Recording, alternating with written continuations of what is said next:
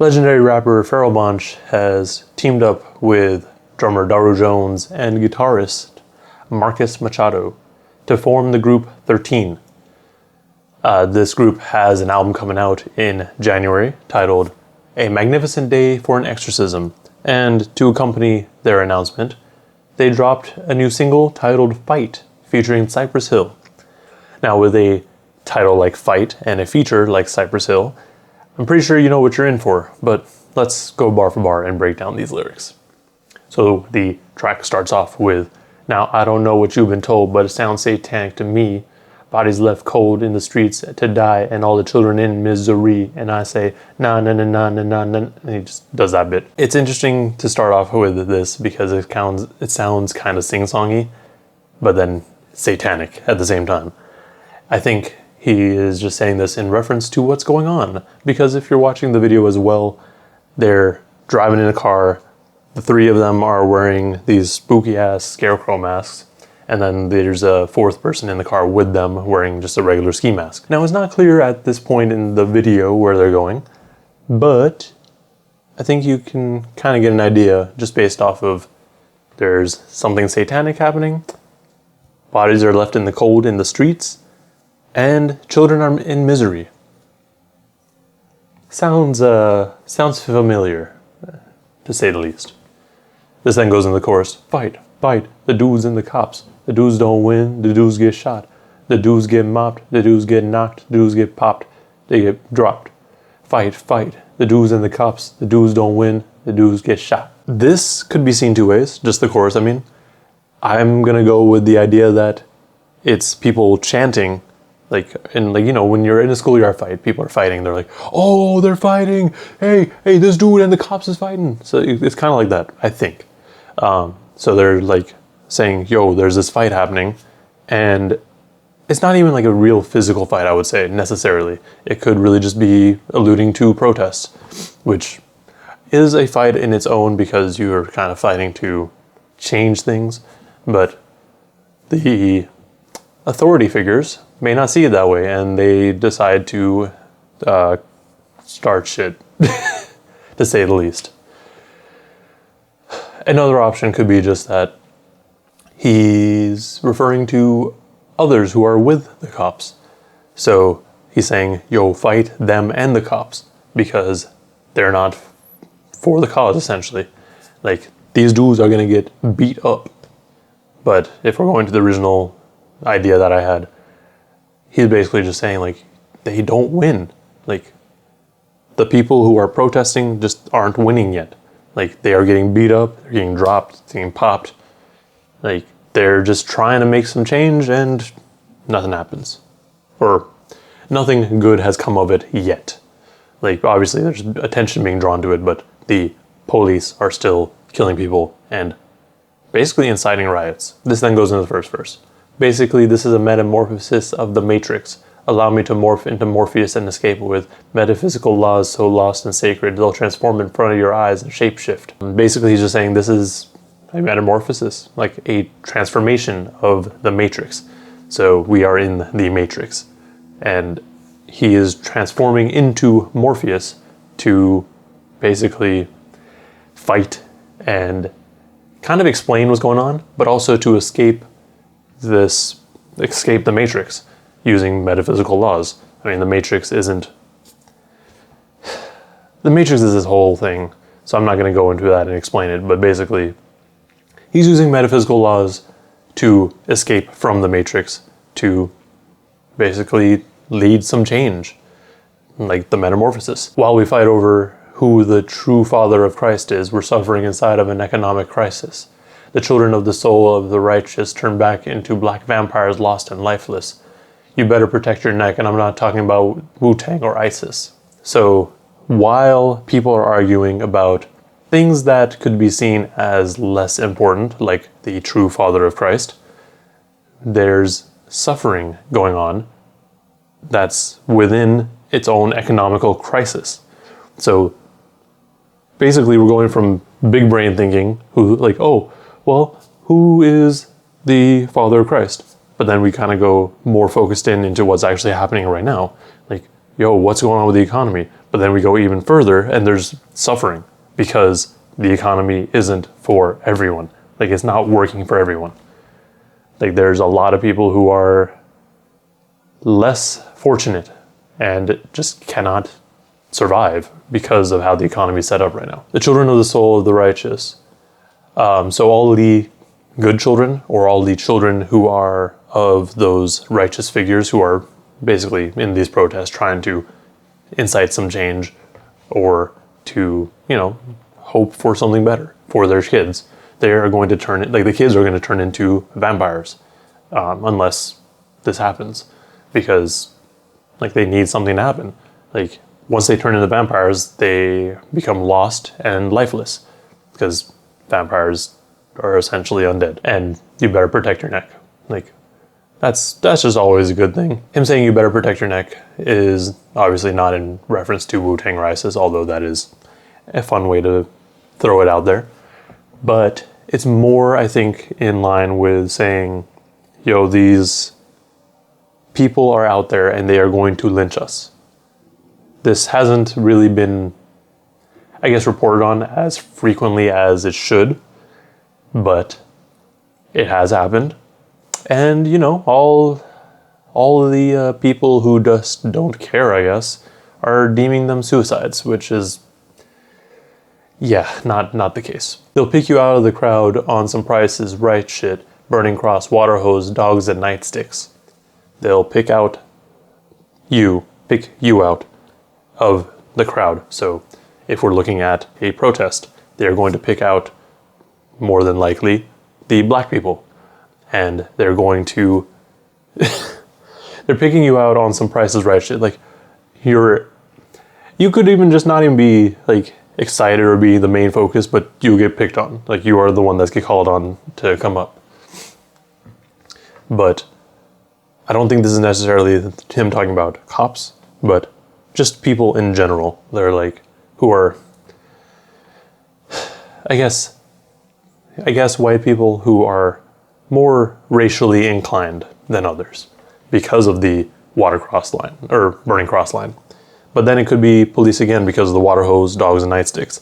Like, those are things that police utilize to beat protesters. And in this case, specifically, black protesters. Yeah, that's what it used to be. Yeah, they would just hang a dudes, fuck them.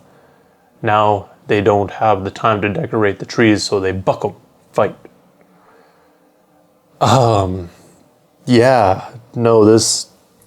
This goes even more into that racism bit, because again, talking about the police, who oftentimes, from what we have seen, are pretty damn racist. They do not treat people equally, let's say. Like, they do not treat black people the same way they would treat a white person for the same crime, and it has been documented. So I don't need to argue this.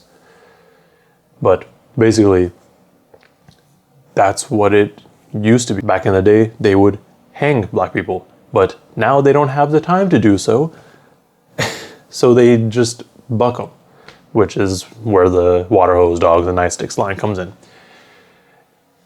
And it's just so messed up because he said decorate the trees. Like, that was dead ass a thing that was happening. Like, it wasn't just one random body hung in a tree. There were multiple bodies hung in trees. Now, thankfully, that's not as common, but there's still forms of racism out there, which we have seen all this year. This then goes into the next verse from Cypress Hill. And actually, during this point in the video, the fourth person in the vehicle has left, has a Molotov. It hasn't lit it yet, but they are walking. And at this point, when the next verse comes in, we're watching what I can only assume to be a cop who has come home from some sort of nonsense, at least based off of what we're going with these lyrics for. So something happened, he's home, he's greeting his family, and the only reason I'm saying it's a cop is because of what the references here are. But yeah, Cypress Hill's verse. This little piggy killed a miner, same piggy got paid to stay home. This next pork chop removed his body cam, and he aimed the Glock at my dome. The piggy are cops. Piggies are cops. Cops are pigs. And this little piggy killed a minor. And because he did, instead of being removed from his job, he was just put on suspension and just stayed home while getting paid.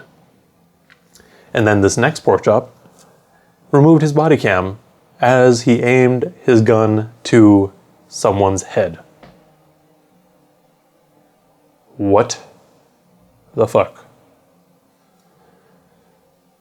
Like, this is all very straightforward. Like, come on now. This flatfoot prefers chokeholds. Steroids changed his mode. He shoots his blood with testosterone just to follow that American code. His flatfoot prefers chokeholds. Do I need to explain that? He is using steroids so that he can be better at his job.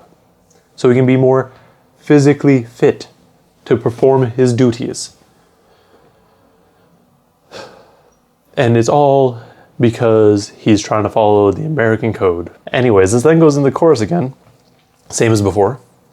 And then the final verse from Pharoahe Monch again.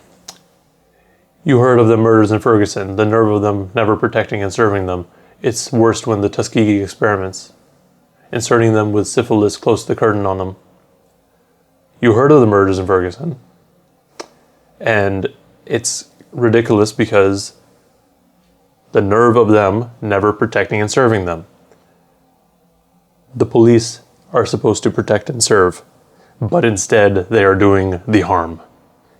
This shouldn't be upsetting to just people who are affected by this. This should be upsetting for everyone. Anyways, it's worse than the Tuskegee experiments, inserted syphilis. So like the Tuskegee experiments is why so many black people are against vaccinations. Because back in the day, they meaning white people, ran tests on black Americans because they're like, oh, they're lesser than us. We can just run experiments on them and see what happens. We don't care what happens to them. Basically, like, what is happening with the police is worse than that. And admitted a ridiculous resurgence of wickedness that occurs when it insists it was viciousness. The trick of the picketers get depicted when picketing as pickpockets. The cops are licking their chops when they're ticketing. I really like that bit actually because it's a bit of a tongue twister. And admit a ridiculous resurgence of wickedness that occurs.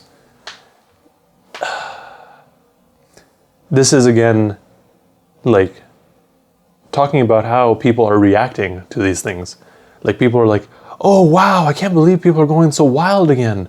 Like not realizing that it is not the people protesting that are causing these problems. Like there's so much more to it. When insist it was viciousness, meaning the cops and the people who are supporting the cops are saying, yo, they're just vicious. They're like dogs. Like, huh? How? The trick is the picketers get depicted when picketing as pickpockets. So the news outlets and the police are basically saying, yo, all these people picketing and protesting, nah, they ain't actually for the cause. They're actually just thugs and pickpockets. Like, come on, bro. Fuck democracy. It's got to be a fallacy. Listen, follow me. Prisoners of the system acknowledge there's no equality. There's no apologies needed for do's and jigaboos. Policy is that death is the quickest way to get rid of you. He's saying, fuck democracy, follow me. Prisoners of the system acknowledge there's no equality. So prisoners of the system primarily being black people, but a lot of other people of color who are being basically looked down upon or locked up.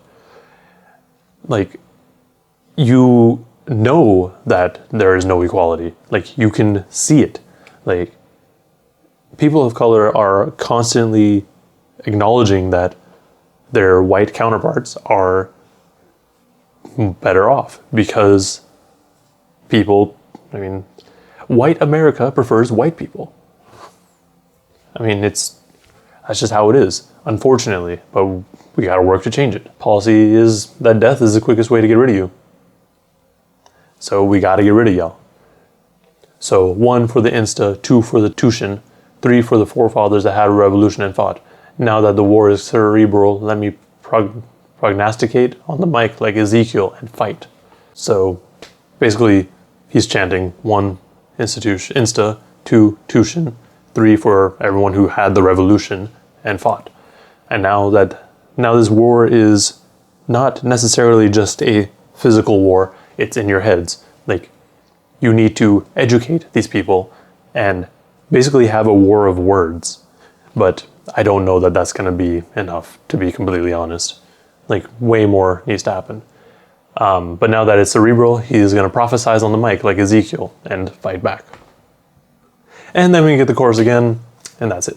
Oh, and also in the video. So by this point, the person with the Molotov has thrown the Molotov at 3 KKK members, while the people in the other masks just kind of look on like, yeah, good shit. Going back to the overall thoughts of this song. This is very intense. So first off, it's a lot more rock rap. So it's very reminiscent of Cypress Hill and Rage Against the Machine, which is cool. It's a different sound for Pharoahe Monch than what I would have expected, but it totally works. And I think it's a very important song as well, especially considering all the stuff happening on in the world right now. Hopefully, we're going to start seeing some change given events, but we'll see. We don't know what's going to happen. However, again, regarding the song, it is really, really good. Like, the beat is good. The drums and guitar, obviously, like, when you have a legitimate drummer and guitarist providing the production, it helps so much, honestly. Especially if you are going for this rock rap sort of vibe and sound. But overall, the song is really dope. It addresses a lot of issues, and issues that I don't think many rappers are facing directly, I'd say. Like, there are a bunch of songs out there where rappers are addressing the system as a whole, kind of more in a general sense, and more like, yo, we got to, and like kind of to bring people together and fight for the same cause, which is good. That's totally good. Like basically they're saying, yo, we need to come together and work towards this. We need to work together so we can see some sort of change. That's great. But what Pharoahe Monch and Cypress Hill is doing here is they're like, no, that's cool. We need to do that. But we need to focus directly on some of the problems. The biggest problem here is the cops. So that's what they're going after. And the visuals on the song is ridiculous. Like, it is one of the nicest looking videos I've seen in a long time. Like, it's very visually appealing, let's say. Anyways, it's a very important song. You need to actually listen to it and watch the video. I don't care. Like, if you haven't watched the video yet, stop this, go watch the video, and listen to the song, of course. But that's pretty much all I got to say about the song. It's dope. It's a very important song. It touches on a lot of important issues, especially regarding the police, and a lot of racism issues in America, really. But as usual, let me know in the comments below if I've missed anything or misinterpreted anything, because that's totally a thing that I can do. Like, I'm a person. Like, I don't know everything. Also, like and subscribe if you want to see more breakdown and content like this. And thank you for watching. Please stay safe out there.